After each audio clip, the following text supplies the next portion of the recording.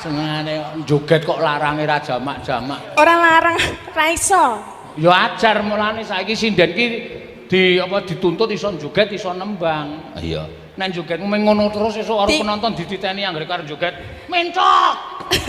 Dikursuske to, Pak? Kursuske. Oh siap. Aku ki selalu nek apa pamundhutane sinden ki tak kursuske. Sinden nyuwun apa langsung tak tukokke. Heeh. Seragam tak tukokke. Ndi? Lho, ha kuwi abang-abang ki sing tuku sapa iki? Tuku dhewe. Ha sing ngakon tuku dhewe sapa? Lah kan kowe duwe juragan kok tuku dhewe kuwi lancang jenenge. Lah juragane ora gendang kok. Hah? Ora gendang. Sing anu kembang-kembang kae sapa sing tuku? Anu nganggo duit kas. Nganggo duit kas? Heeh. Entuke kas ki mergo sapa? Mergo disawer penonton. Penonton teko mergo ana pertunjukan apa? Pertunjukan wayang. Nah, sing mayang sapa? Wis saka aku kabeh kowe ki rasane. Kandhani kok. Mbak nyacul rawel ngono lho dadi cul, aku nek cul ya kowe ora ndong cekel cak-cak kok. Tiwas caculke malah nondi-nondi. Lah ya. Ora gek cul kok ya, koncek piye. Kandhani ngeyel. Iya. Tuku bros ya tak tukokke. Lho, syaraté ming tak nggokke kowe kok domo. Lah kok nganggokke tekan ngendi-ngendi tangane? Ya ora kok ya dudukane dhewe-dhewe. Dudukan apa? Ha iya, aku wis. Sida ora? Yo, kembang rawe. Ora usah nganggo gedruk sengit aku. Ya wis mau ya wis kedawan lho. Iki nganti mabul-mabul ra karuan.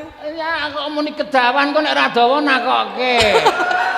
Ya sing wajar wae, biasane ora nganggo malam minggu lho. Ya wis ngono kuwi kok. Ola, yuk isan. Yo, mangga. Hey! Yeah.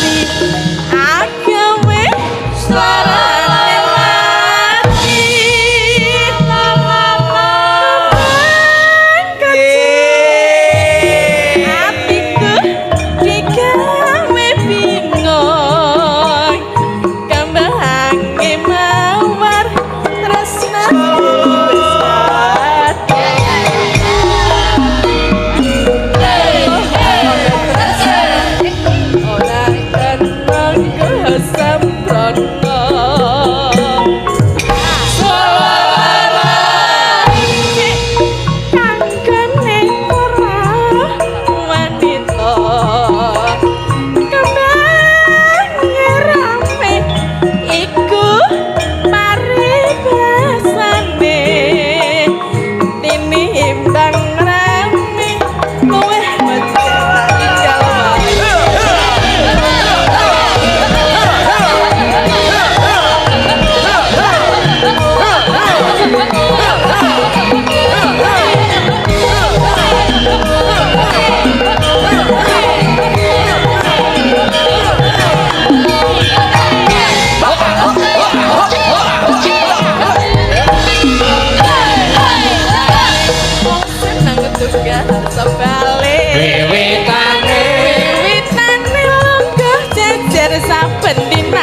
Saya suwe saben jejer nyekel tangane anjur ngomong aku tas senang juga sebalik kok jejer saben dinane ya suwe